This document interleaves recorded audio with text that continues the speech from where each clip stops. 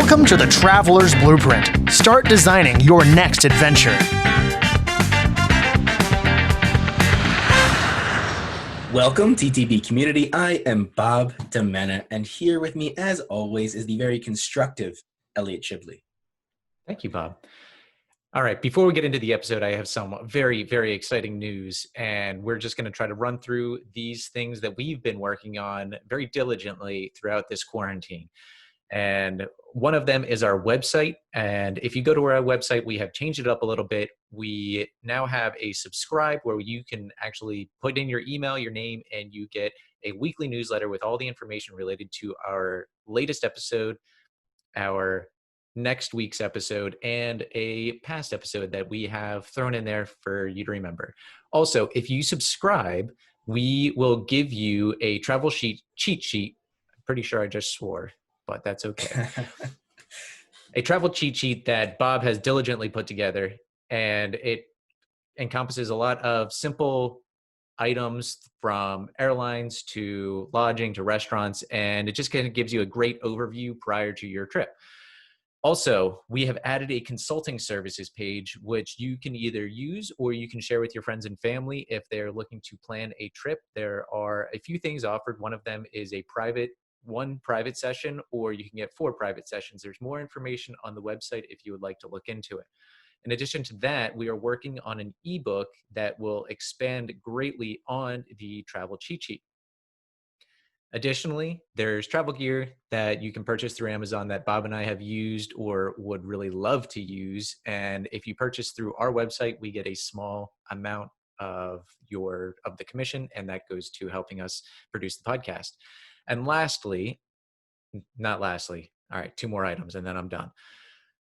Check us out on social media. We promote all of our podcasts through Instagram, Facebook, and now YouTube to engage with you, and you can engage with Bob and myself and our guests to view their pictures, video snippets from the episode, and soon to be the full episodes.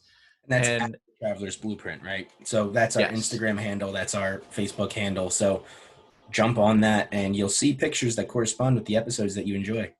Yes. And coming soon, we will be having a travel roundtable with several of our past guests and potentially future guests. And we'll be discussing general travel topics. The first one will be related to COVID-19. It'll be 4 guests plus Bob and myself, so 6 in total. Yeah, the real goal with this is to bring some sort of acknowledgement to the diversity of travel, and it's not just about traveling and appreciating the diversity of the destinations you go to, but diversity among the travelers themselves. And so we're going to bring on travelers of different backgrounds and cultures and race and gender, and sort of put our brains together and just understand what it means to be a traveler and why this world is so beautifully diverse and why we enjoy exploring it, and maybe figure out ways to educate one another on the diversity of travel. So we're really looking forward to that. Yep. And the last item is some of our past guests have their own travel companies, and we have their trips listed on our website. If you click the link, it'll just go to their page, specifically JG Travel and Scott Light's. JG Travel is for Iceland and Greenland, and Scott Light does Amazon tours. And we actually may be throwing together a potential Amazon trip with Scott. So if you're interested in that, send us an email and we would be interested in talking out the possibilities. All right. Yeah. Now for the actual travel news of June. Bob, What do we have? All right. So we're keeping it light again. I think this is going to be a new trend with the show to keep it smaller and quicker and easier, but we're going to jump into the EU. The EU is not allowing Americans into the country, into the multiple countries for the foreseeable future as Americans still recover and try to deal with coronavirus cases. And we really don't know when it will be before we can get into the country or into those countries.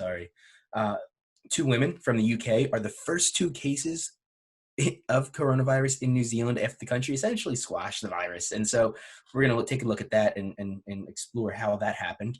And then a really sad story coming out of Botswana. Elephants are dying by the hundreds and no one really knows why yet. And then finally, we're going to end with just general travel tips and advice from Elliot and myself on how you, as an American primarily, can continue to travel while being on lockdown and essentially stuck within the confines of our borders for the time being. So we're just going to kind of get into what Elliot and I at least had in mind and plan to do for the remainder of the summer and into the fall. Yep. And then we'll finish with telling you who is on for this month. Correct. And remember, there is no trivia question this week. And stay tuned for the regular episodes with our guests for trivia questions for them and for past guests. Right. All right. So the first article is from the New York Times, and it really details out the information you need if you have a trip or are planning a trip to any country in the European Union and outside of the European Union, Ireland and Great Britain, because they are no longer in that free movement zone. Right. Yeah. So on July 1st, which has already passed by now, but July 1st, the EU decided they were going to announce non-essential travelers coming back into those countries. However, when they released the final list or whatever it is, the document, Americans were left off. And so we need to figure out, I don't know if there's any clear date of when Americans will be allowed to get back in. I guess it's just going to depend on whether or not we handle it and how we handle it and how cases continue to either climb or start to drop within our country. So there are other non-EU countries that are allowed to travel within the EU, right? And so what I have listed here, Algeria, Australia, Canada, Georgia, Japan, Montenegro, Morocco, New Zealand, Rwanda, Serbia, South Korea, Thailand, Tunisia, and Uruguay can go to the EU. No one else outside of the EU can go there at this time, at the time of this podcast. So they're going to revisit the list every 2 weeks and make a determination on whether or not they can change those rules. So 2 weeks from now, I don't want to say Americans will probably be allowed in. I don't think so. Not in 2 weeks anyway. But every 2 weeks, they'll just revisit it and maybe remove some countries that may have mishandled the virus or have just had spikes in cases and add countries that have seemed to have gotten it under control. So it's going to be on a bi-weekly basis where this thing is updated and we'll get additional information. So as I mentioned, you Americans are allowed to fly to Ireland and Britain, but with a catch. You have to undergo a 14-day quarantine on arrival. And if you do not follow those quarantine rules, you could pay a hefty fine of £1,000, basically $1,200. Right. Yeah. And this is something that I thought was interesting because what if you were an American who flew to Britain and did the 14-day quarantine and then decided, okay, now can I go to the EU? Now can I go travel and finally take my Italian vacation? Well, the answer to that is probably not, but it's going to depend on the country. So what you'll have to do, if that's a route you want to explore, you'll have to figure it out. research the country and what they'll advise or they'll allow. If you do the 14-day quarantine in Britain and then try to come there, maybe they'll let you in. I know certain countries like Greece seem to be pretty welcoming right now. They're really trying to push for tourism to get back to somewhat normal in their country because they rely so heavily on American tax dollars, as the rest of the EU does. But tourism dollars. Tourism, well, yes, tourism dollars, but specifically, Americans, we do spend a lot of money in the summer in Europe on vacation, whether it's through cruise ships. American tourism to the EU is a substantial business. It's massive. Yeah. And Greece kind of just recovered, right? They were struggling for a long time with their economy and they don't want to go back into that. Right. And so they're hurting. It's not like they don't want us there. Maybe culturally they don't, but that's a whole other subject. For as far as our money goes, they need it and we want to give it to them. So what else do we have? So Bob, I thought that Iceland and Portugal were going to be open to Americans this summer. Is that still true? No, you're right. So Iceland and Portugal both initially had said that they were going to allow Americans into the country, but they seem to have backtracked on that based on the number of cases and the rising number of cases in the United States. So Portugal, if you are a resident or you qualify for an exception of some kind, unless you do, you're not allowed to enter the country. Iceland, what did they do? So now Iceland is only welcoming visitors from the EU. So if you had plans to go to either Iceland or Portugal, based on information you may have had a few weeks ago, that seems to have changed for the time being. And again, every 2 weeks, you'll have to revisit it and try to get an idea of when you can come in. Now, if you already have a trip or had a trip booked, by now you probably already did the work, I would assume, and got your money back. It seems every airline, every hotel seems to have been quite understanding and accommodating and refunding people pretty easily. I know I got my full refund back. Elliot, you got refunds back for your trips, Yeah, and so but I mean, they were both within the U.S. right, yeah, no, I had no problem getting a refund, and so now as Americans, it's just kind of a waiting game. I don't know when we're going to go back. If you're listening to this, I've already talked about it, but I had a trip to Italy planned in September. That was obviously canceled, and now we're kind of waiting to see when we can reschedule it. We thought about doing it this time next year. Well, not this time, like late May, early June of next year, but we haven't really pulled the trigger on it because we just don't know what's going to happen. It's just There's a lot of it's uncertainty. so hard to predict. You can't just assume that cases are going to go down by that point. And again, it's not our decision. It's the EU can just say that, no, we don't want you here. And, the flights might be available. You can book your hotels, but if the EU doesn't let you in because of the cases in the rest of the country, you're kind of at the mercy of that. So I don't know what we're going to do. I think we're just going to hold off. Yeah.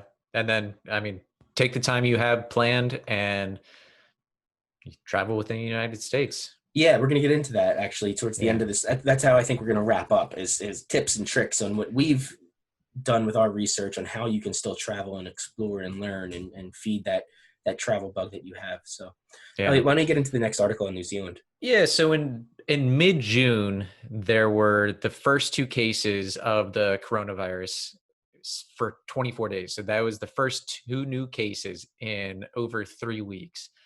And since as of yesterday, there have been 3 new cases in addition to that. But as it stands, the country's total number of confirmed cases is just under 1,200, and they are all completely managed, either in quarantine or within a hospital. And they have not had any new cases for 2 consecutive days. So they seem like a country that has it pretty well locked down. Yeah, I haven't looked too much into how they handled it, so I don't know the details of it, but I'm assuming, some of it has to be based on their population size, right? It's much easier to manage, and their geography, right? So they're an island. In They're an South island. Pacific. They're an island with a small population, and it has to have been much easier to manage it there. The island itself isn't that populated either, as far as where the pockets of cities are. Yeah. A large portion of the island doesn't have anybody living in it at all. No, and they're spread out. I mean, Auckland to Christchurch is spread out by a good distance in some mountain ranges. Right. So it is an easier place, I would assume, to contain a virus. However, there seems to be an additional level of competence coming from that nation that has allowed for them to be swift in their action and how they handled it. So yeah, I'm jealous. It should be noted that those 2 cases in mid-June were from 2 United Kingdom people that were visiting an ill family or a family member that lived in Auckland. Mm-hmm. And then, as soon as they arrived, they were tested, found out they had coronavirus, and then they were put in quarantine until they were cleared. Yeah, that is going to be the norm. I think you're going to have to be tested for coronavirus when you maybe get to the airport and then when you land. Mm-hmm. I think that's probably something that we can expect to deal with for the next few years. Until a vaccine is well established. I think we will probably discuss this in our roundtable, but I think one of the ways that we may be able to track and at least combat coronavirus is testing every single person. Mm-hmm. Well, that's the goal, right? That's the goal with these countries that have handled it, are testing a larger percentage of their population. Yeah. But to be devil's advocate, when you test the larger percentage of the population, you get more positive test results. But if a larger percentage of those tested, if that percentage of those tested continues to increase, you can assume that cases are rising. There we go. Sorry. I just had to Yeah. say it. Yeah. Well, it is interesting. The more we have testing, the more confirmed cases we get, it is actually showing the death rate declining. Because the people that are being tested, the people that are showing the worst symptoms, are the only people that are being counted for in the coronavirus cases. Right. So when we have more coronavirus numbers, it turns out, all right, we actually have 25% more people getting coronavirus, but of those people, almost no one is dying because they have very mild symptoms. Right. Yeah. Yep. Alrighty. More sad news. More sad news. Yeah. This one, it's really sad. There are hundreds of elephants dying in Botswana, and no one knows why yet. So 350 elephant carcasses have been discovered over the last 2 months at the Okavango Delta, which we talked about with Robin in episode 62, the safari for everyone. He runs the company Safari Deal. Check it out. And he was incredibly knowledgeable about. He was from Botswana, correct? He was born there, I believe. Zimbabwe. He was born in Zimbabwe, and so they're still trying to figure out what it is. They took lab samples. They took blood samples. I'm assuming they're running them at the lab, but apparently that's going to take a few weeks to figure out what is actually impacting them. Botswana is home to a third of African elephants, and the population has already been declining due to deforestation and poaching and things like that. So, yeah, and they did rule out poaching as the main reason for this, because all of the elephants still had their tusks. Right, and then another thing they said was that the elephants actually would die, like almost as if they were walking, and then they would just fall face first into the soil. Yeah. And no other animals died, because usually if it's cyanide poisoning with large populations like that, it'll kill the elephants, but it'll also kill other animals that drank from that water. Right. So it's something that is infecting only elephants. It is not poaching. It's spreading throughout the population, and they're still trying to figure out why. I think they also ruled out natural anthrax too, which killed 100 elephants last year in Botswana. So they think it's either something that has to do like a neurological, I don't know, the disease of some kind that's wiping them out. But yeah, because to me, this sounds very similar to the chronic wasting disease that a lot of deer in the United States has. And that's been spreading. That's been an issue for several years now. And when deer get it, it just kills them. And it is very easily spread, and it can spread to humans too, though. no, I don't think it can spread to humans yet. I thought if you ate it, you could. No, not yet. Because it hasn't yet. But people are eating the deer, because there's some deer that don't show signs. Like if you kill a deer in the United States early on, before they start to show signs of that, and you eat that meat, it hasn't made the jump yet to humans. Okay. But it is one of those things that could. And the more people eat deer that are infected, the higher the chances of that jumping to our species becomes. And who the hell knows what happens after that? Yeah. Not to go on a side tangent, but did you see that they discovered a new strain of swine flu in China? No. Yep. It hasn't made the jump yet from pigs to humans, but it exists. We discovered it. And so, yeah, something else to look forward to. All right. Well, yeah. let's talk about some productive things. Let's talk about how you can travel this summer, how you can still get the best out of your summer vacations. Right. Yeah. And so I put a lot of thought into this for myself and my family, and just, my mental health needs it more than ever. And I when I looked into it, I think that most people living in the United States can find some sort of state or national park or some sort of wilderness reservation or area within 50 to 100 miles, which may sound like a lot depending on where you are and your means of transportation, but compared to having to travel internationally or through other states, it's not that far. And that's really what I've been zoning in on. I'm trying to avoid urban travel now Hmm. because I just don't think, one, you know, I don't want to contribute or be a part of the spread of this virus in any way. And if I could limit that possibility, I'm going to. Two, I don't want to experience a restaurant with a mask on. I don't want to be around it. I don't know. I'm not ready. Like, I don't need to be sitting in a restaurant eating a dinner quite yet. I'm willing to just take the break and let this thing continue to play itself out. And so Ah, that's right. Like, I'm not ready to go back and pretend that I can enjoy urban life and walk around the city of Philadelphia like everything's normal, because it's not. it's And not. I mean, the last 2 weeks of uptick has shown us that all of the work that we did through March, April, and most of May was paying off. We had steep declines in new cases, and now that a lot of states are relaxing their regulations on wearing masks, on staying at home, on what's open, what's not open, there's been a right. huge uptick. We're back basically to March numbers, and it's and people still aren't wearing masks because it's green. Hmm. Yeah.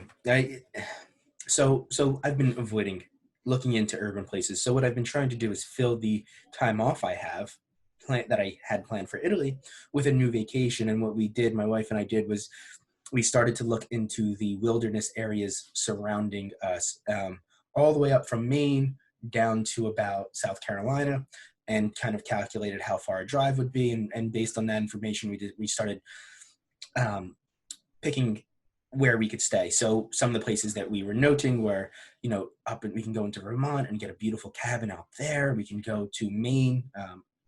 Bar Harbor is the city. What's the name of the national park? Acadia National Park up there Acadia was and another option. Katahdin. Yeah. Then we have the Grand Smoky Mountains down in South Carolina, which are apparently beautiful. And I still have never been to. Asheville is a city that I wanted to go to, but obviously, like I just mentioned, we would have probably skipped that. Then there's Shenandoah National Park, which is in Virginia from Philadelphia. That's only about 4 hours, not too bad.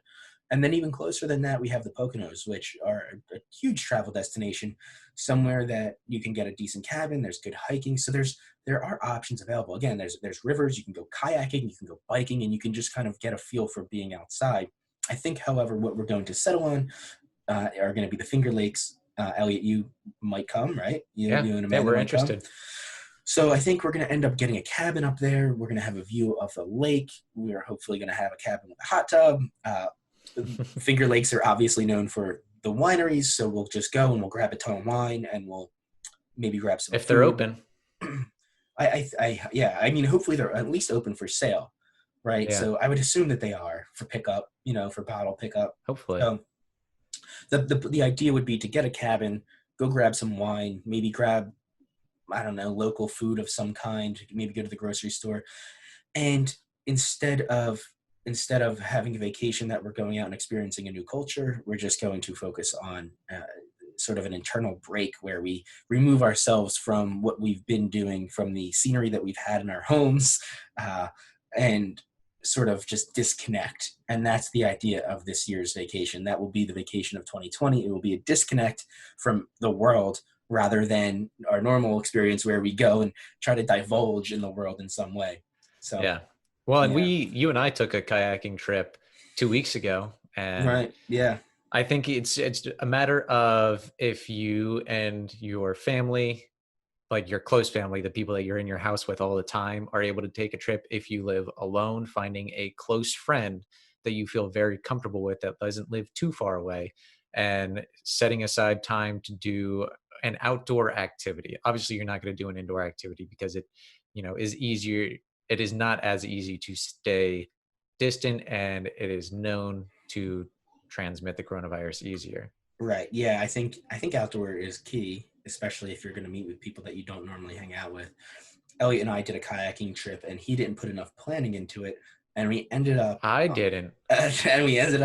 on essentially a creek. I mean, it might have been a foot deep, and we ended up walking half of it. Right. And we At did. least. We did. It was Well, fun though. it was. Yeah, it was a lot of fun. It was a beautiful creek. It still was. Like, the scenery was amazing. It was really nice and serene and peaceful. And so we did get to experience it that way.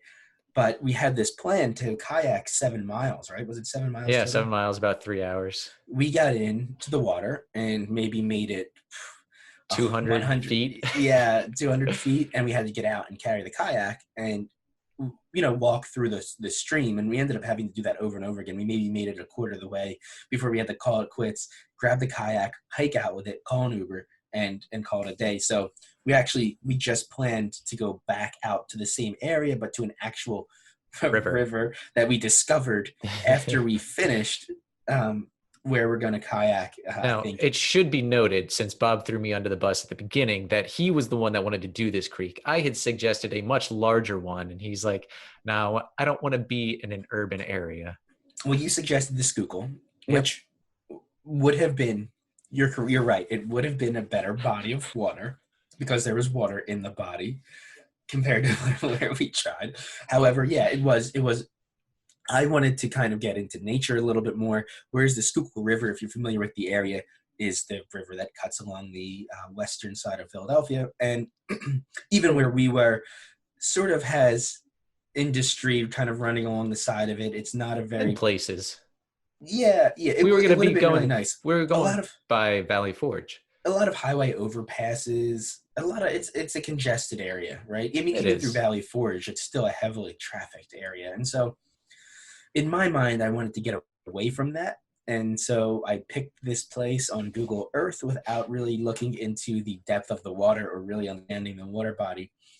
We had met at the end of this water body where Elliot, where we're supposed to be the end point. When we got there, the creek that we were kayaking down intersected an actual river. And that's what we should have went on. So now we're going to go back in late July and kayak that river instead, and maybe go out to the Valley Forge National Park and do it that way, do it the right way. So, you live and you learn.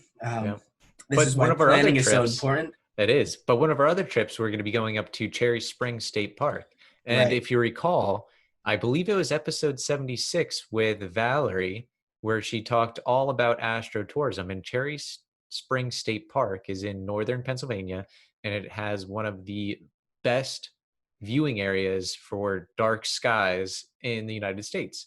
So we're going to go camping it's going to be Bob, myself, and 2 of our other friends, and just spend a weekend up there. Yeah, and that's something else that you can look to.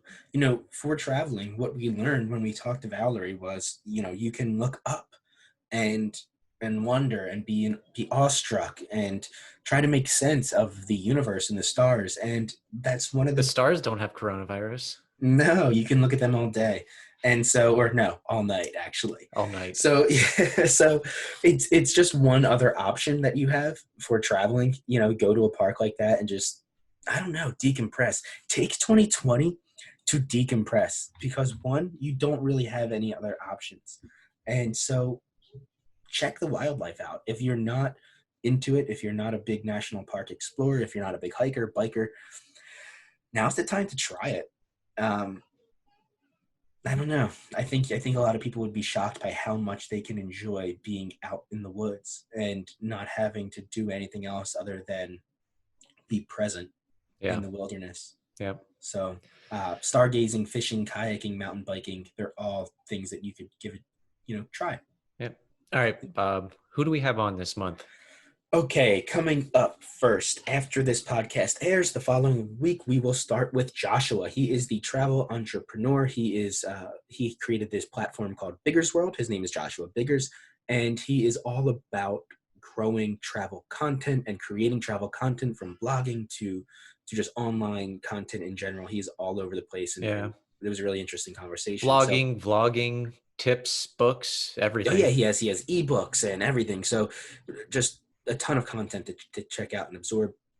Amanda would be the next week, and she is the host of the Thoughtful Travel podcast. She was a great person to talk to, really informative, beautiful stories, and she's really into travel books, and we got into that, and so that was a really fun conversation. And you were actually on her podcast. I was on her podcast too, yeah. And then the last one of the month will be Scott Light, who we've had on 2 times already. And this time we tend to break down psychoactive flora with him. This month, we're going to break down Mesoamerican culture and how they utilized psychoactive drugs during their time, and how it influenced their culture and their religion and things like that. Again, like the guy just has a ton of information in his brain regarding this stuff, and he just spilled it all to us. Yep.